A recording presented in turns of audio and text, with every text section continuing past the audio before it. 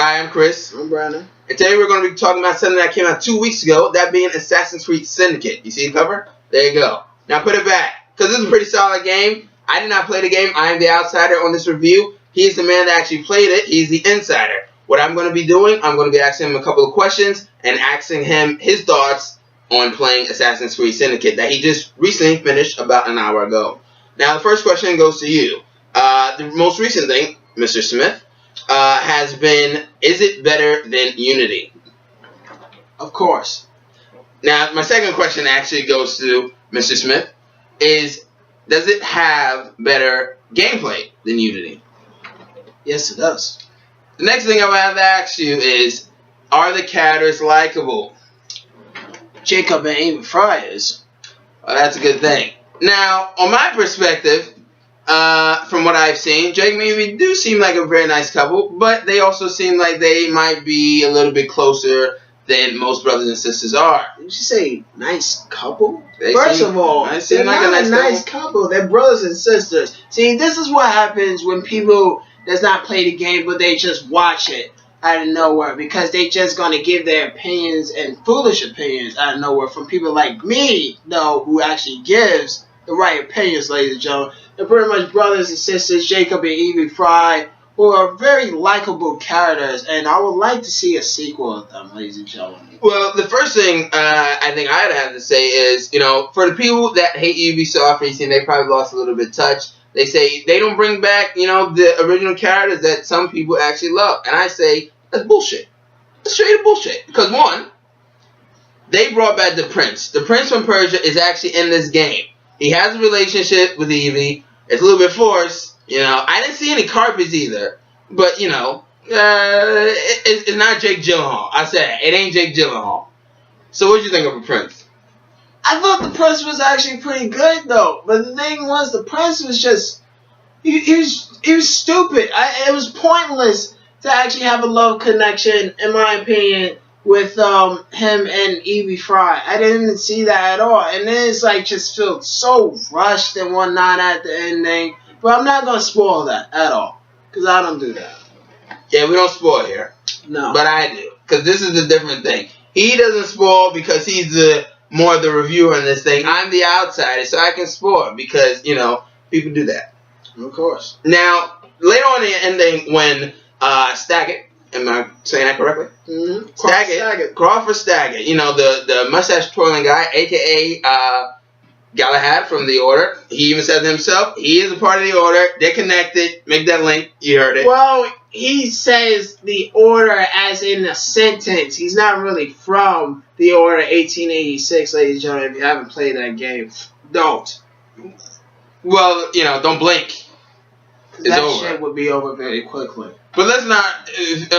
We'll talk a bit about the ending. Considering the ending, eventually, Evie, Jacob, and then the Prince eventually all get knighted by Queen Victoria. Now, if any of you actually have played the ending, you most likely know that Henry, yes, the Prince, did not do a goddamn thing in that final fight against Staggett. He gets thrown down, he gets kissed, then he gets knighted. As far as I'm concerned, he's just a person that is just, there to add a bit of a stereotype. I almost think that they made Henry pretty much a character so that he can almost be likable with Evie, and then next thing you know, that Ubisoft is going to have this idea. It's let's do a spin-off of Henry Green and Evie Fry together on missions. Yeah, it'll be, their first day would be like Superman and Lois.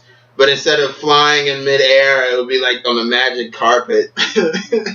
Yeah, pretty much. Okay, so what about the gameplay? The gameplay a bit more faces, less glitches and bugs than previously in Unity. When I was playing it, there's a few bugs. I'll admit that. For example? There's a few bugs because, for one, when in cutscenes, it was there's Jacob and Evie talking to each other, and then out of nowhere, they're showing other people. It's phasing in and out with the people. I didn't understand that. And then I gotta find stupid is why are there people walking in the cutscenes and then walking out like it's an actual movie? For example, because I saw a bit of the phasing in and kind of phasing out. For anybody who actually have seen Flash, If you see how Zoom or Wells, when he was evil, it just kind of like vibrates and it's very quickly. That's exactly how they kind of go. Some of the people, it's almost kind of like they're really just like fading out, like whoa, that kind of reaction. But yeah. But pretty much, ladies and gentlemen, what I am saying for a person who's actually played Assassin's Creed Syndicate, it's very fun. Don't get me wrong, it's like very different compared to like the other Assassin's Creed. It's the same formula. Don't get me wrong. What the first thing I bet the people really want to know is how fantastic did they step up in this new era of PlayStation 4, those tailing missions. Those tailing missions are even more boring, even more slower, and even more annoying, ladies and gentlemen, than ever. But boy, do they look good in London. They look good, though, especially in great graphics. Yeah, well, let's talk about something that I saw as the outsider. I saw the ramming of the vehicles. They're doing a bit of a Burnout Paradise version of horse carriages. But the vehicles, ladies and gentlemen, you have to realize that you're riding on carriages with the horses, and it's literally when you're ramming into somebody, it's like almost they made it into like a car when you're ramming into something else. And instead, it's a horse that you're using, but instead they're like making it as like a car, which doesn't make a bit of damn sense. Yeah, Grand Theft Carriage. Pretty much, yeah, Grand Theft Carriage, as you can say, but. The gameplay was very fun, taking over the boroughs and whatnot all over London. I enjoyed that the most part in the game. Pretty much, I thought this pretty much the Rooks. That to me, I don't know about anybody else. The Rooks name sounds very good and whatnot, especially compared to the Blighters. The Blighters, I believe they was called. I just finished the game and I almost forgot what the hell it was. Okay, well, let's talk about something that makes any good game or movie or television show good. Are the heroes good? Evie and Jacob, of course. If you had to choose one, you had to leave one on the planet to save it all, from the guys that are taking down the apocalypse. Who would you leave? As much as I liked it both, I liked it a little bit more of Evie. Okay.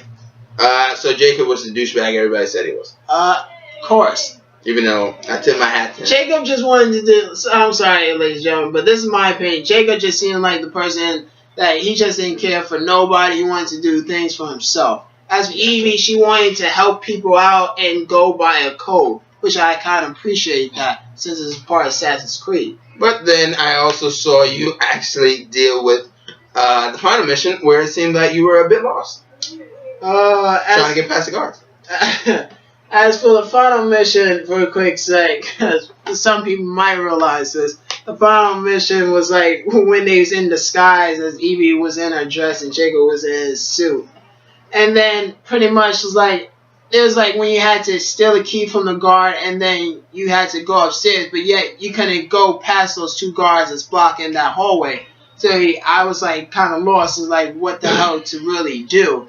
But then it was like I'm watching somebody else's walkthrough to like really know how to do that. So you knock out a guard, which doesn't make a damn bit of sense to me. You knock out a guard right next to when there's other people around you. Might I say, there's other people around you. You're knocking out a guard, and then you pretty much hold him by the arm to take you upstairs.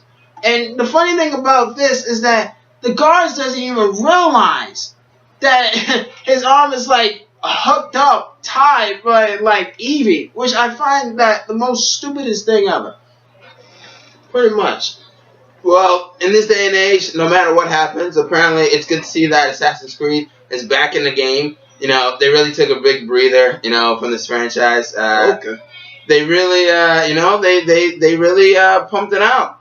Assassin's Creed, London. AKA The Getaway. Anybody remember The Getaway? Don't get me wrong, ladies and gentlemen. London was much better. I loved London much better compared to freaking Paris, freaking the Caribbean Sea, I believe, a Black Flag War. Pretty much the Assassin's Creed 3, I forgot what that was at. The thing is, I really like the Syndicate much more compared to those other settings. And I just let my finger out. My ad, ladies and gentlemen, that this is a very serious thing. But like Ubisoft, when we like literally are telling you to like take a break, we're like really telling you to take a break. It's not because we hate your game. It's just that we want you to take a break so that pretty much you could go back and realize what did you do in Assassin's Creed 2 that made the franchise good, that made it what these fans actually loved about it. That's what I'm saying. Like, go back, take a 2-year rest, Ubisoft. Take a 2-year rest on Assassin's Creed and really refresh your memory and come up with a new idea. Okay, well, now that we talked about the heroes, let's talk about the villains. At least from my perspective, I have noticed that Assassin's Creed doesn't really have many great villains. You know, I'm going to be honest with you. I like Assassin's Creed, but I don't remember a goddamn villain in any of the games. I'm sorry. Okay. So, alright, so a weak villain but strong heroes? Yes, a weak villain but strong heroes. Don't get me wrong, the only reason I heard Crawford Staggett so much and I remember his name, one, I just beat the game, of course. And two, I've probably seen a lot of trailers of like talking about Crawford Staggett. But besides that, Crawford Staggett is just your typical villain. It's like he doesn't give a shit if he kills any of his guards or not. It's like he doesn't care. He just cares about being in power and whatnot. It's like such a very bland, generic story. I got such cliche. Okay, so well, let's talk about some more highlights. How about the final boss battle? Did you enjoy playing laser tag with Jacob and Evie? That's what that was? That was laser tag, yeah. Well, ladies and gentlemen, for the people that actually played the ending for Assassin's Creed, this is about to be spoilers for you. If you don't want to hear the ending, then pretty much just shut this video off. I'm kidding. Don't shut the video off. Hold on there. I have to take a break real quick because there's something at the door. But pretty much, ladies and gentlemen, what we're saying is that the ending for Assassin's Creed is that it's like you're going back and forth with fighting Crawford Staggett. You're going back and forth with fighting Crawford Staggett in the final boss battle. It's like you switch to one person, you switch to the next person with Evie and Jacob. And then you gotta keep on fighting. The next thing you know, he has like this. I don't even know what you call this. It's like a towel around his neck. That's like I believe like the shroud they call it. It's pretty much a piece of Eden. The apple of Eden for some of you that know Assassin's Creed, of course. But pretty much that he was like holding power. It's pretty much holding power. And the thing is, ladies and gentlemen, and the thing is that what I didn't like is that they like literally just gave the shroud, the apple of Eden, pretty much to Staggett out of nowhere when like I think they should have just kept it with Lucy Thorne. If you remember that character, Lucy Thorne. I'm a bit familiar with Lucy. Yeah, they should have just. I think I love Lucy. They literally should have just kept it with her to like the ending and let Evie go after Lucy at the end while Jacob goes after Crawford Staggett.